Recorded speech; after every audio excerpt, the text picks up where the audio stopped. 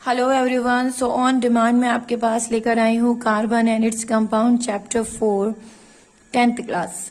Bonding in carbon is a very very important topic and उसमें आपको पूछा जाता है covalent bond. Carbon forms covalent bond, how and explain. So देखो, chapter 3 में तुम ऑलरेडी आयोनिक कंपाउंड पढ़ चुके हो। आयोनिक कंपाउंड ऐसे कंपाउंड होते हैं जो आयोनिक बॉन्ड बनाते हैं। So what is the meaning of ionic bond?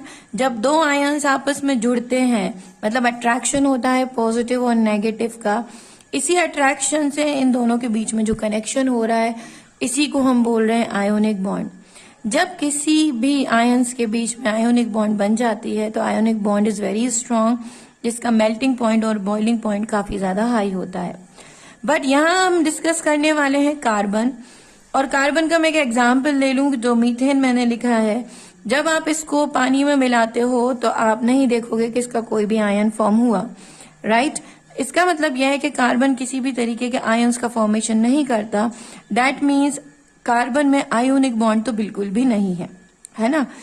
अब हम आ जाते हैं कार्बन की बेसिक पर, कि कार्बन जो है उसका एटॉमिक नंबर 6 है और उसका मास होता है 12। अब मास क्या होता है? Mass is the sum of proton and neutron. So देखो, प्रोटॉन तो ऑलरेडी लिखा हुआ है कि 6 है, तो जब मास 12 है तो न्यूट्रॉन भी इसके अंदर 6 ही होंगे। सो 6 + 6 12।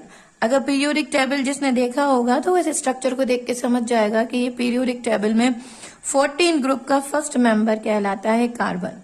ठीक है।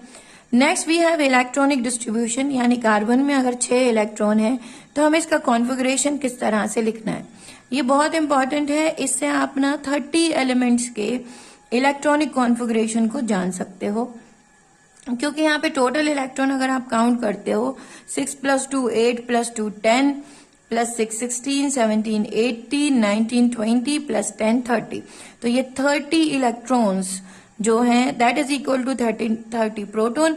सो प्रोटॉन जिंक तक आप इलेक्ट्रॉनिक कॉन्फ़िगरेशन यहां से निकाल सकते हो। But we are talking about carbon. So carbon को देख लो, कार्बन में 6 इलेक्ट्रॉन्स होते हैं।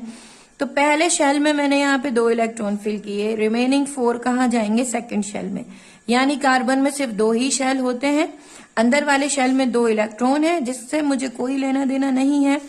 बाहर वाले इलेक्ट्रॉन जो है कहाँ प्रेजेंट है? वो वैलेंस शेल में प्रेजेंट है, और इन्हीं को हम बोलते हैं आउटरमोस्ट शेल, और यही डिसाइड करते हैं कार्बन की वैलेंसी, क्योंकि वैलेंस शेल में है तो वो वैलेंसी डिसाइड करेगा।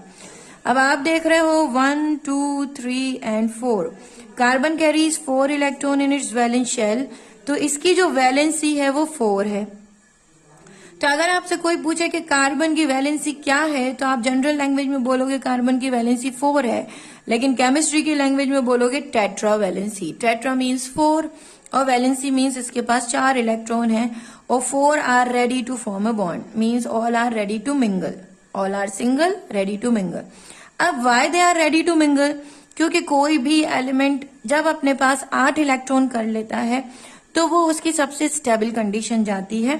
तो ऑर्बिट में 8 इलेक्ट्रॉन्स अगर आ गए, that means that is most stable condition. तो अपने आप को 8 इलेक्ट्रॉन लेने के लिए कार्बन के पास 4 इलेक्ट्रॉन है, तो 4 और कहां से आएंगे? सो भाई, कार्बन में इतना पावर नहीं है कि कार्बन किसी के इलेक्ट्रॉन्स को अपनी तरफ अट्रैक्ट कर सके। कार्बन यहाँ पर अट्रैक्शन नहीं शो कर सकता है, और ना ही वो अपने 50% इलेक्ट्रॉन जो उसके पास है 4 electron, that means half of 8, सो वो 50% इलेक्ट्रॉन डोनेट भी नहीं करना चाहता। तो ऐसी कंडीशन में कार्बन क्या कहता है? चलो भाई शेयरिंग करते हैं, और इसी शेयरिंग ऑफ इलेक्ट्रॉन की वजह से जो बॉन्ड बनती है that is known as covalent bond. अब तुम देख रहे हो कि कार्बन के पास 4 इलेक्ट्रॉन है, और यहाँ मैंने कार्बन का बेस्ट फ्रेंड ले लिया हाइड्रोजन, जिसके पास 1 इलेक्ट्रॉन होता है। तो जब एक ही शेल है तो ये अपना डुप्लेट पूरा करेगा, क्योंकि आप यहाँ देख रहे हो फर्स्ट शेल में 2 इलेक्ट्रॉन आ सकते हैं, but hydrogen carries only 1 electron. So यहाँ हाइड्रोजन बोलेगा भाई मैं भी तुम्हारी तरह ही कंडीशन में हूँ, 2 का आधा क्या हुआ? 1, 50% मेरे पास है, 50% आपके पास है, तो क्यों ना हम शेयरिंग ऑफ इलेक्ट्रॉन करें। तो जब आप कोवेलेंट बॉन्ड दिखाते हो तो बेटा ध्यान रखना कि कोवेलेंट बॉन्ड को इसी तरीके से रिप्रेजेंट किया जाता है। बहुत से बच्चे डोनेशन ऑफ इलेक्ट्रॉन दिखाने लगते हैं, बट इलेक्ट्रॉन डोनेट होगा तो आयोनिक कंपाउंड बन जाएगा, इलेक्ट्रॉन डोनर नहीं है ये कार्बन। सो कार्बन अपना एक इलेक्ट्रॉन रखता है एक हाइड्रोजन का। देन अगेन इसका खुद का इलेक्ट्रॉन हाइड्रोजन का, ऐसे टोटल आप काउंट करोगे 2, 4, 6, 8। कार्बन का ऑक्टेट कंप्लीट हुआ।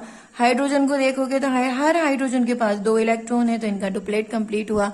सो दोनों ही शेयरिंग करके अपनी बॉन्ड बना रहे हैं। ये बॉन्ड आयोनिक बॉन्ड से वीक होती है क्योंकि ये बहुत ज्यादा स्ट्रॉन्गर बॉन्ड नहीं है। Ionic bond is more stronger than covalent bond. ठीक इसी तरीके से, इसी प्रॉपर्टी की वजह से, टेट्रावैलेंसी की वजह से कार्बन लॉन्गेस्ट चेन का फॉर्मेशन कर सकता है।